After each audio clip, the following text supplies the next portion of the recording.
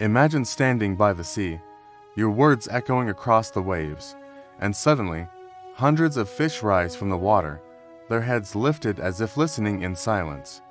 It sounds impossible, like something from legend, but this moment is one of the most extraordinary miracles in the life of Saint Anthony of Padua, the great Franciscan preacher whose voice once reached not only men, but creation itself.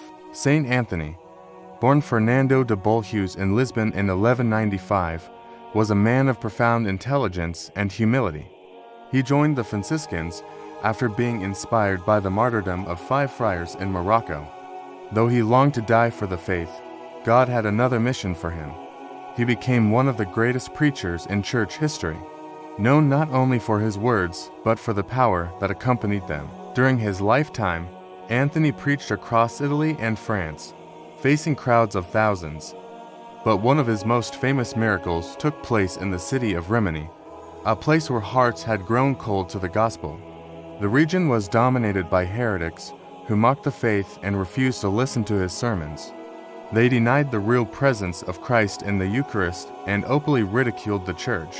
Anthony, filled with compassion, tried to reason with them, to bring them back with gentleness and truth, but they laughed and turned away.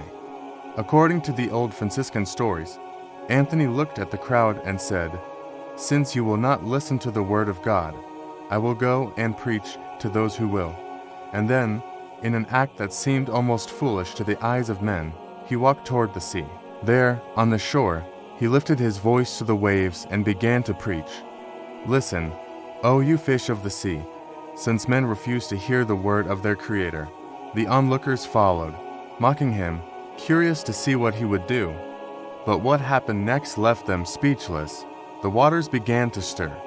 Small fish appeared near the surface, then larger ones, until the sea seemed alive with movement. They formed ranks, lifting their heads above the water, motionless, their eyes fixed on Anthony.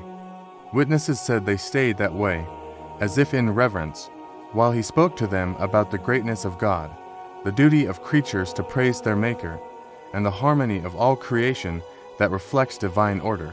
When he finished, Anthony blessed them, and the fish, as if understanding the gesture, turned and swam away peacefully. The people of Rimini, astonished and trembling, fell to their knees. Many repented that very day, realizing that even the fish had recognized the truth they had rejected.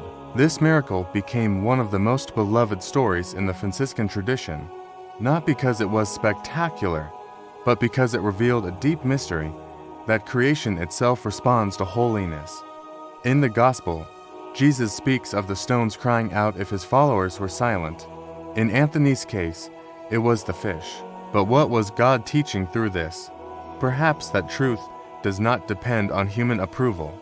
Even when men mock or close their hearts, the truth remains powerful enough to move the universe. The miracle also reveals how humility and faith can pierce through disbelief. Anthony did not curse the people for rejecting him. Instead, he turned to creation, and creation responded to faith. The story of the fish is more than a miracle.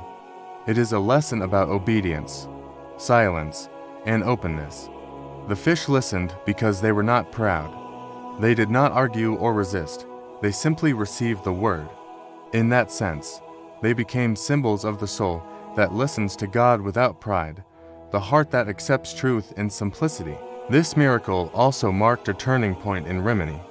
Many of the heretics who had mocked Anthony converted afterward, realizing that they had witnessed something divine. His preaching gained new power, not from the spectacle, but from the visible proof that God was with him. From then on, Anthony became known as a preacher who could move hearts that seemed impossible to reach. Throughout his life, Saint Anthony performed many miracles, healing the sick, reconciling enemies, finding lost things, and even raising the dead. But the miracle of the fish remains one of the most symbolic, reminding us that the gospel is not limited by human stubbornness. When faith is alive, even the silence of nature can proclaim it. Saint Anthony's humility was the secret to his power. He once said, "Actions speak louder than words. Let your words teach and your actions speak." He preached not to be admired, but to bring souls to God, The fish miracle was not a display of power, but a sign of divine mercy. Today, millions of people around the world turn to Saint Anthony in times of need, calling him the Saint of Miracles and the finder of lost things. But perhaps what he helps us find most often is not an object, but faith itself. The same faith that made the fish listen can make our hearts listen again too. So next time you feel unheard, or when your words seem to fall into silence, remember this: even when the world closes its ears, truth finds a way to be heard. It might be through your quiet example, your perseverance, or your love that refuses to give up. Saint Anthony's story is not just about fish listening. It is about a man whose faith was so alive that creation itself could not ignore it.